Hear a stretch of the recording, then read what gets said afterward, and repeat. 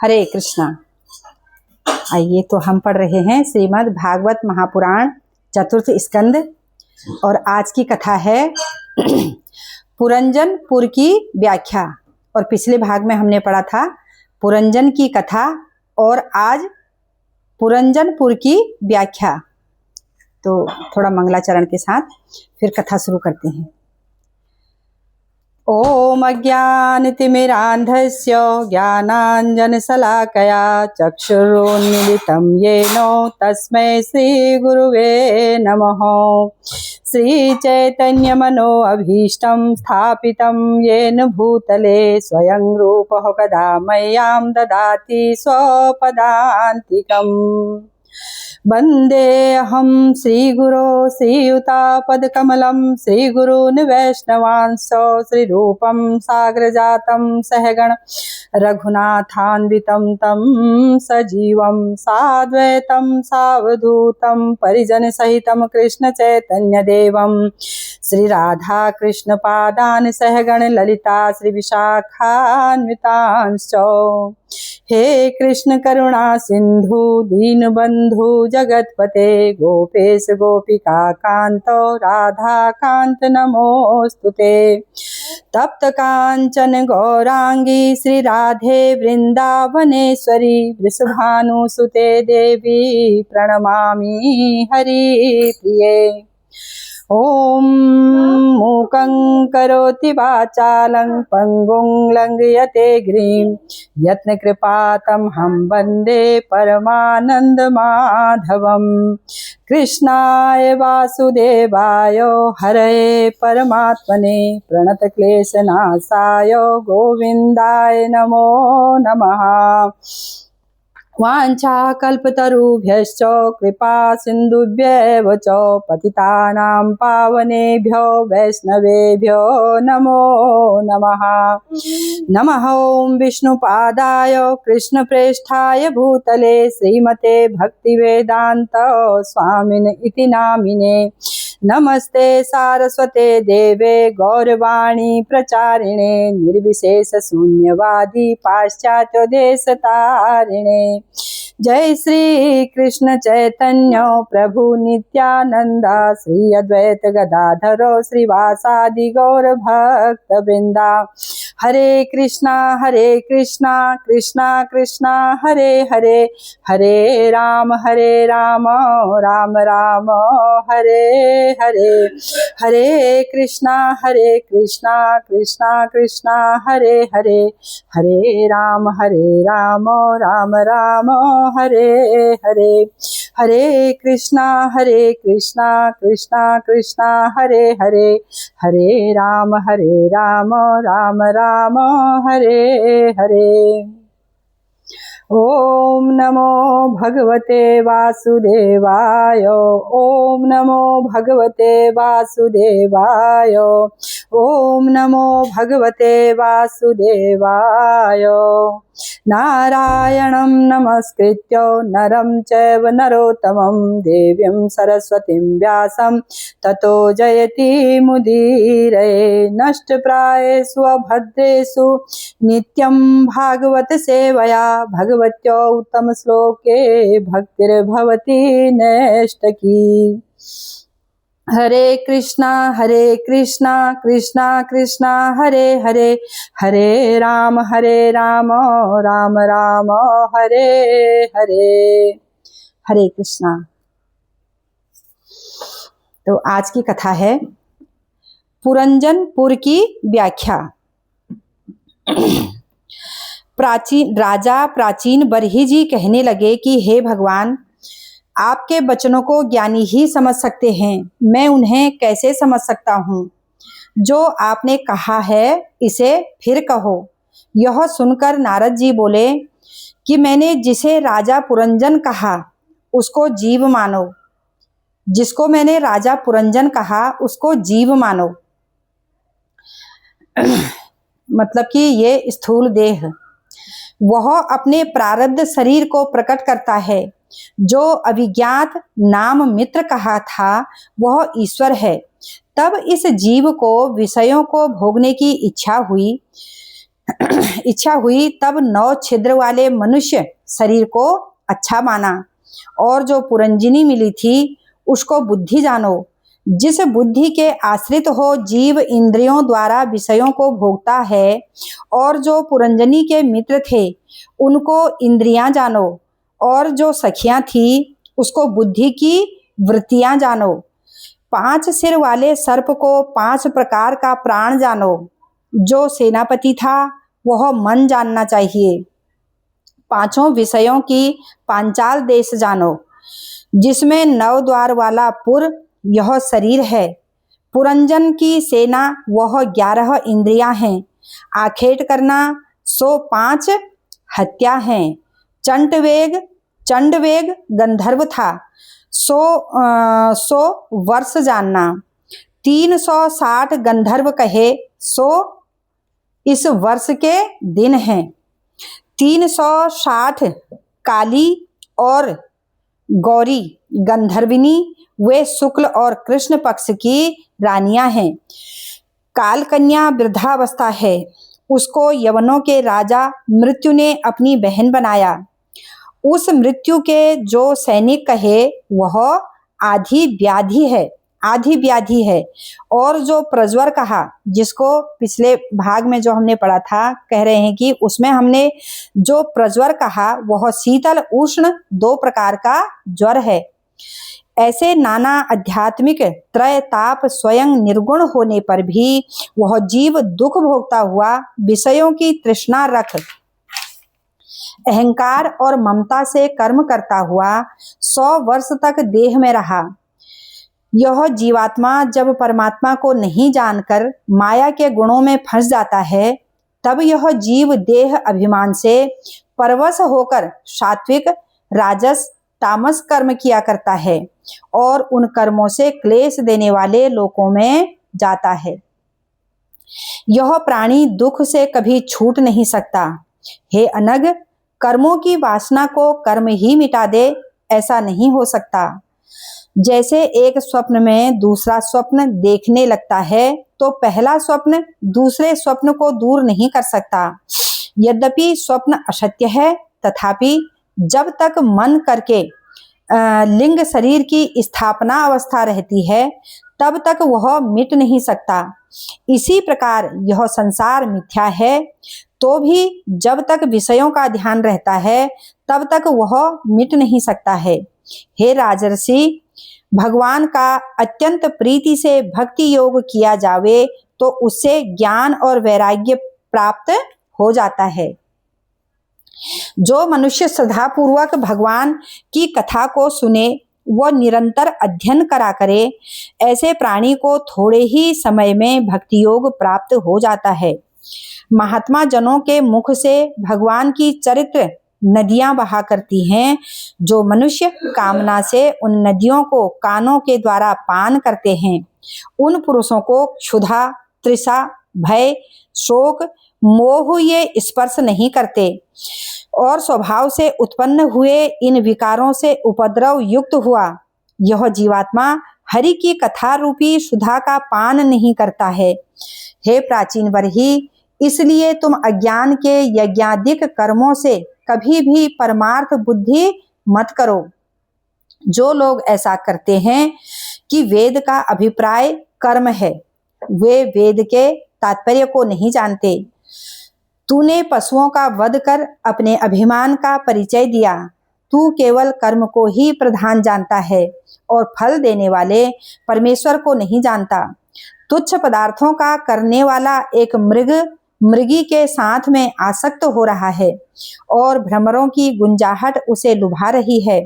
उसके आगे जीवों को मारने वाले भेड़िए खड़े हैं। उनसे भय ना कर, आगे बढ़ता जाता है और पीठ में व्याध का बाण लग रहा है। हे राजन, तुम अन्वेषण करो, ये उक्त लक्षण तुम्हारा मृग कहाँ है और कौन है। तब राजा सब तरफ देखने लगा। नारद जी ने कहा कि राजा क्या देखते हो? जो हमने मृग कहा है सो तुम हो। यह विचारो, क्योंकि तुम रस सहित स्त्रियों वाले घरों में पुष्प वाटिका के फूलों की मधुर सुगंधी के समान अत्यंत तुच्छ जिह्वा आदि का सुख ढूंढते हो और स्त्रियों में ही मन लगाते हो और भंवरों की गुंजाहट के समय स्त्री मधुर संभाषण में तुम्हारे कान ललचाते रहते हैं। आगे खड़े भेड़ियों के समान अपनी आयु को हरते हुए जानो। इन्हीं दिनों को भेड़ियों रूपी भय का मान तुम विहार कर रहे हो और परोक्ष रीति से तुम्हारे पीछे व्याध रूपी काल बाण तुमको बींधता है। प्राचीन बरही यह सुन कहने लगा कि हे भगवान, आपने जो कहा वह मैंने सुना और मनन भी किया, परंतु इस ज्ञान को मेरे सपाध्याय नहीं जानते थे, नहीं तो मुझसे अवश्य कहते। हे विप्र, उन्होंने मेरे आत्मज्ञान में संदेह कर दिया है संदेह कर दिया वह सब दूर उन्होंने मेरे आत्मज्ञान में संदेह कर दिया, वह सब दूर हो गया। परंतु एक संदेह है कि यह पुरुष जिस शरीर से कर्म करता है उस शरीर को त्याग परलोक जाता है, वहां दूसरे शरीर से कर्मों के फल को भोगता है। मुझे यह पूछना है कि इस देह से किए हुए कर्म दूसरे देह से किस प्रकार भोगे जाते हैं। दूसरा संदेह यह है, जैसे कि अग्निहोत्र कर्म किसी न किसी समय किया, फिर उस समय के अनंतर वह कर्म अदृश्य हो जाता है, ऐसा वह कर्म अपना फल कैसे देता है। यह सुनकर नारद जी कहने लगे कि कर्तव्य और भर्तव्य यह स्थूल शरीर का कुछ नहीं है, किंतु अंतःकरण का है। सो वह अंतःकरण स्थूल शरीर के साथ नष्ट नहीं होता और जन्मांतर में जो स्थूल शरीर मिलता है उस शरीर में यह पूर्व जन्म का अंतःकरण बना रहता है। इसी से जो करता है सो ही भोगता है। इस बात को स्वप्न दृष्टांत से स्पष्ट दर्शाते हैं। जब स्वप्न देखने में आता है उस समय स्थूल शरीर का अभिमान जाता रहता है और दूसरे प्रकार के शरीर में अंतःकरण अन्य अनेक विषयों को भोगता है, परंतु जागृत अवस्था के देह का और स्वप्न अवस्था का अंतःकरण एक ही है। अंतःकरण नहीं बदल जाता है। पुत्रादि मेरे हैं और यह मैं हूँ, ऐसा कह जिस समय शरीर को ग्रहण करता है उसी देह द्वारा कर्म को ग्रहण करता है, जिससे बारंबार जन्म होता है। पूर्व जन्म में भी कर्म के समय चित्त की वृत्तियां उपस्थित थी और भोगने के समय भी उपस्थित हैं, इसलिए पूर्व जन्म कृत कर्म नष्ट नहीं होते हैं। यह जीवात्मा कितने स्थूल शरीरों को धारण कर त्याग देता है। मरने वाले मनुष्यों को जब तक पूर्व देह के प्रारब्ध फलों से दूसरा स्थूल देह नहीं मिलता तब तक उसके पहले देह का अभिमान नहीं मिटता। हे राजन, संपूर्ण बंधन दूर करके जगत को भगवत स्वरूप देखते रहो। मैत्रेय जी विदुर जी से कहते हैं कि नारद जी प्राचीन बरही को इस प्रकार जीव और ईश्वर की गति दिखा सिद्ध लोक को चले गए। फिर राजा मंत्रियों से बोले कि जब हमारे पुत्र घर आवें तब तुम उन्हें राज्य गद्दी पर बिठला देना। फिर राजा तप करने को गंगा सागर के संग कपिल देव के आश्रम पर गए। वहां राजा भगवान के चरण कमल का भजन कर सायुज्य मोक्ष को प्राप्त हुआ। हे विदुर, भगवान के प्रभाव से जगत को पवित्र करने वाला नारद जी के मुख से निकला हुआ आत्मज्ञान संबंधी आख्यान का जो मनुष्य मनन करते हैं वे इस संसार चक्र में नहीं घूमते और सब बंधनों से मुक्त होकर ब्रह्मलोक को जाते हैं। हरे कृष्णा। तो अब कथा शुरू हो रही है कि प्राचीन वरही के पुत्र गण को विष्णु का वरदान प्राचीन वरही के पुत्र गणों को विष्णु का भगवान का वरदान। अब विदुर जी ने प्रश्न किया कि हे ब्राह्मण, वे प्रचेता रुद्र गीत स्तोत्र से भगवान को प्रसन्न कर कौन सी सिद्धि को प्राप्त हुए? मैत्रेय जी बोले कि हे प्रचेता, रुद्र गीत से परमेश्वर को प्रसन्न करते हुए 10,000 वर्ष तक घोर तप करते रहे। उनकी स्तुति से प्रसन्न हो भगवान ने उनको दर्शन दिया और मेघ के समान गंभीर वाणी से यह वचन कहा कि नृपनंदनो तुम वरदान मांगो, मैं प्रसन्न हूँ। जो पुरुष सायंकाल तथा प्रातःकाल इस रुद्र गीत से मेरी स्तुति करेंगे उनको मैं मनोवांछित फल प्रदान करूंगा। सब लोकों में तुम्हारी कीर्ति होवेगी। ब्रह्मा जी के गुणों वाला तुम्हारा एक पुत्र होगा। यह त्रिलोकी को अपनी संतानों से पूर्ण कर देवेगा। हे राजपुत्रों, प्रफल्लोचा अप्सरा ने कांडू ऋषि के प्रसंग से एक कन्या जनी थी। वह कन्या उसने वृक्षों में पटक दी। जब वह कन्या भूख से रोने लगी, तब उस कन्या को दुखी देख वृक्षों के राजा चंद्रमा ने दयालु हो उसके मुख में अपनी तर्जनी अंगुली दे दी। प्रचेताओं, तुम्हारे पिता ने तुमको प्रजा रचने की आज्ञा दी है। उस आज्ञा को पूरा करने को इस कन्या के साथ विवाह करो, तो कन्या 10 भाइयों की स्त्री होगी। तुम मेरे अनुग्रह से देवताओं के हजारों वर्ष पर्यंत वैसे ही रहोगे और स्वर्ग तथा पृथ्वी के भोग भोगोगे। फिर मुझसे भक्ति करके विषय वासना को दग्ध कर नरक रूप इस संसार से वैराग्य हो जाने पर मेरे धाम को प्राप्त होगे। अब प्रचेता हाथ जोड़कर गदगद वाणी से भगवान की स्तुति करने लगे। हे जगतपते, अपने ज्ञान द्वारा संसार के दुखों को नाश करने वाले कमल समान चरणों वाले आपको नमस्कार है। हे जगतपते, मोक्ष मार्ग को दिखाने वाले आप हम पर प्रसन्न हो। यही वरदान हम आपसे चाहते हैं।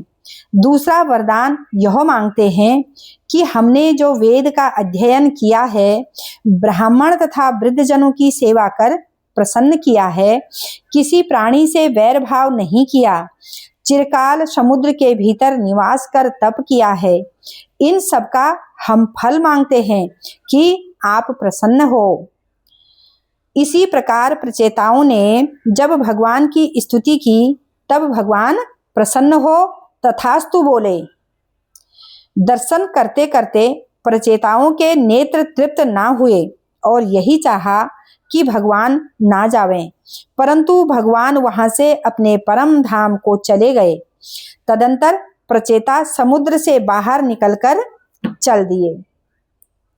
उन्होंने ऊंचे वृक्षों को देख कोप किया। उनको दूर करने के अर्थ प्रचेताओं ने मुख में से प्रलय काल की अग्नि और वायु को प्रकट किया। उसकी अग्नि से वृक्षों को जलते देख ब्रह्मा जी आए और उनको नीति भरे वचनों से समझाकर शांत करने लगे। शेष वृक्षों ने भय मानकर ब्रह्मा जी के उपदेश से अपनी कन्या प्रचेताओं को प्रदान कर दी। तब प्रचेताओं ने ब्रह्मा जी की आज्ञा से उस कन्या को अंगीकार किया। उस स्त्री से प्रचेताओं के दक्ष प्रकट हुआ। यह दक्ष पूर्व जन्म में ब्रह्मा जी का पुत्र था, परंतु शिवजी का अपमान करने से उसका दूसरा जन्म क्षत्रियों में हुआ और इस दक्ष ने ईश्वर की प्रेरणा से जैसी चाहिए वैसी ही प्रजा उत्पन्न की। इसने जन्म लेते ही सब तेज वालों के तेज को हर लिया और कर्म करने में इसकी दक्षता देख सब उसे दक्ष कहने लगे। संपूर्ण प्रजा की रक्षा करने को ब्रह्मा जी ने इसको अभिषेक कर प्रजापति नियत किया। अब कथा शुरू हो रही है। प्रचेता गण का वनगमन और मुक्ति लाभ। प्रचेता गण का वनगमन और मुक्ति लाभ। मैत्रेय जी कहते हैं, जब प्रचेताओं को राज्य करते करते हजारों वर्ष व्यतीत हो गए, तब उनको ज्ञान उत्पन्न हुआ और भगवान के स्मरण में आ जाने से वे लोग अपनी स्त्रियों को पुत्रों के हवाले छोड़कर घर त्याग वन को चले गए। पश्चिम दिशा में समुद्र तट पर जाकर तप करने लगे। मन वचन प्राण को जीत दृष्टि को वश में कर आसन लगाकर ब्रह्मा जी में मन लगा बैठे थे कि नारद जी ने आकर दर्शन दिया। प्रचेताओं ने उठकर उनको प्रणाम किया और विधि पूर्वक पूजन किया और फिर बोले कि हे मुने, आज आपका पधारना बहुत अच्छा हुआ। हे प्रभु, भगवान ने और शिव ने हमको ज्ञानोपदेश दिया था। वह ज्ञान घर में आसक्त होने के कारण हम भूल गए, इसलिए कृपा कर अध्यात्म ज्ञान का उपदेश करो। अब नारद जी बोले कि हे राजकुमारों, मनुष्यों के जन्म कर्म आयु मन वचन से ही सफल हैं कि जिनसे भगवान की सेवा बन सके। जैसे वृक्ष की जड़ सींचने से उसके शाखा फूल फल पत्र सब तृप्त हो जाते हैं, ऐसे ही भगवान की पूजा से सब देवताओं की पूजा हो जाती है। क्या बता रहे हैं यहाँ पर कि जैसे वृक्ष की जड़ सींचने से उसके शाखा फूल फल पत्र सब तृप्त हो जाते हैं, ऐसे ही भगवान की पूजा से सब देवताओं की पूजा हो जाती है। और जैसे सूर्य किरणों से जल वर्षा होती है, फिर ग्रीष्म ऋतु में सूर्य में ही जल लीन हो जाता है, और इसी प्रकार यह संसार भगवान से उत्पन्न होता है, फिर उन्हीं में लीन हो जाता है। इसलिए भगवान से पृथक कुछ भी नहीं है। परमात्मा को अपनी आत्मा समझकर उसका भजन करो, सब प्राणियों पर दया करो, जो कुछ मिल जाए उसी में संतोष करो। इन आचरणों से भगवान शीघ्र ही प्रसन्न होते हैं। हे विदुर, नारद जी ने प्रचेताओं को उपदेश दिया, ध्रुव जी की कथा कह भगवत भक्ति का सच्चा आदर्श बताया। इसी प्रकार अनेक कथाएं कह नारद जी ब्रह्मलोक को चले गए।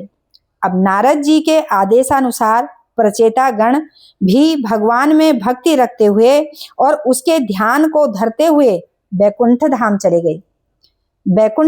गए। हरे कृष्णा। तो आज की कथा को यहीं पर विराम देते हैं और अब आगे कथा पांचवा प्रारंभ हो रहा है, 5वां स्कंद। अब अगली कथा में हम सुनेंगे प्रिय व्रत का राज्य भोग और फिर ज्ञान निष्ठा। प्रिय व्रत का राज्य भोग और ज्ञान निष्ठा। हरे कृष्णा, हरे कृष्ण।